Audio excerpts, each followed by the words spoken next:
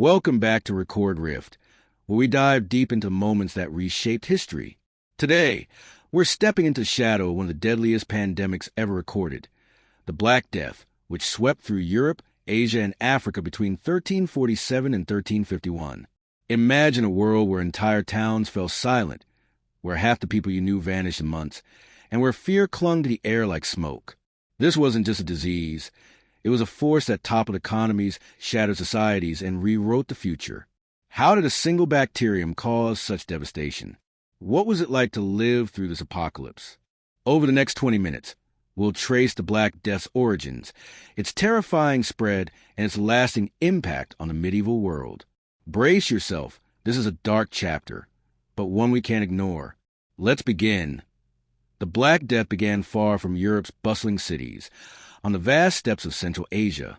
In the early 1340s, a bacterium called Yersinia pestis, carried by fleas on rats, was stirring in the trading hubs of the Mongol Empire. The Silk Road, a lifeline of commerce connecting China to the Mediterranean, became a highway for death. By 1346, the plague reached the Crimean port of Kaffa, a Genoese trading post on the Black Sea. Here, history records a chilling moment. Mongol besiegers, struck by the disease, catapulted infected corpses into the city, an early act of biological warfare. Whether they spread the plague or not, Kaffa's fate was sealed. Italian merchants, fleeing the siege, boarded ships for Europe, unknowingly carrying fleas in their cargo. By late 1347, these ships docked in Messina, Sicily, and the nightmare began. What was the Black Death? Modern science identifies three forms: bubonic, septicemic, and pneumonic. The bubonic plague, the most common, caused swollen lymph nodes called buboes, fever, and delirium, killing within days. Septicemic plague infected the blood, often fatal in hours. Pneumonic plague, spread through coughing, was the deadliest, killing nearly everyone it touched. Medieval people, with no knowledge of germs, blamed divine wrath, poisoned air, or even Jewish conspiracies. The truth was simpler but invisible. Fleas, thriving in cramped cities and on trade routes, spread Yersinia pestis with every bite. From Sicily, the plague raced along trade networks, a silent killer hitching rides on ships, carts, and human desperation. BY 1348, the Black Death was a tidal wave crashing across Europe. From Italian ports, it spread to Marseille, Florence, and beyond, following trade routes like veins. Cities, with their crowded streets and filthy conditions, were perfect breeding grounds. London, Paris, and Florence lost half their populations or more.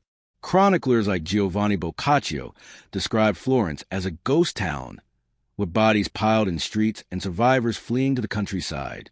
In England, the monk Robert of Avebury wrote of villages emptied, fields left fallow, and churches silent. The plague didn't spare the powerful. Kings, queens, and bishops fell alongside peasants. By 1351, it had reached Scandinavia, Russia, and the Middle East, leaving a trail of devastation. Estimates suggest 30 to 60% of Europe's population, 25 to 50 million people, perished, with some regions losing up to 80%. Life during the Black Death was a waking nightmare. Symptoms were horrific: black buboes, oozing pus, feverish delirium, and agonizing death. Families abandoned loved ones, fearing contagion. Doctors, helpless without modern medicine, wore beak-like masks filled with herbs, hoping to ward off miasma. Some turned to prayer or flagellation, whipping themselves to appease God's anger. Others indulged in hedonism, believing the end was near. In Sicily, a chronicler noted taverns overflowing as people drank to forget. Meanwhile, scapegoating fueled violence. Jewish communities, falsely accused of poisoning wells, faced massacres in Germany and France, despite papal decrees protecting them. The plague speed was relentless, killing faster than societies could react. By 1351, the first wave subsided, but the disease lingered, flaring up for centuries. The Black Death didn't just kill, it reshaped the medieval world. With half the population gone, labor became scarce. Peasants, once bound to feudal lords, found new leverage. Wages rose, and serfs demanded freedom, sparking tensions that led to uprisings like the English Peasants' Revolt of 1381. Landowners, desperate for workers, offered better terms, weakening the feudal system. In Florence, the chronicler Matteo Villani noted that laborers could name their price, a shift that empowered the lower classes. Women, too, gained opportunities, with men decimated. Women entered trades like brewing and weaving, though their gains were often temporary. Economies collapsed, then adapted. Trade stalled as ports emptied, but survivors inherited wealth, boosting demand for luxury goods. The Silk Road, ironically, thrived post-plague as Mongol stability ensured safe passage. Religion faced a crisis. The Church, unable to stop the plague, lost credibility, fueling skepticism and paving the way for the Reformation. Art and culture darkened. Paintings like the Danse Macabre depicted skeletons leading the living to their graves, a grim reminder of mortality. Yet, the plague also spurred innovation. Medical texts proliferated, and quarantine practices, born in Venice, became a model for public health. The Black Death exposed society's fragility, but also its resilience, as survivors rebuilt with new ideas and ambitions. The Black Death's shadow stretched far beyond 1351. Recurrent outbreaks haunted Europe until the 18th century, each a reminder of the plague's grip.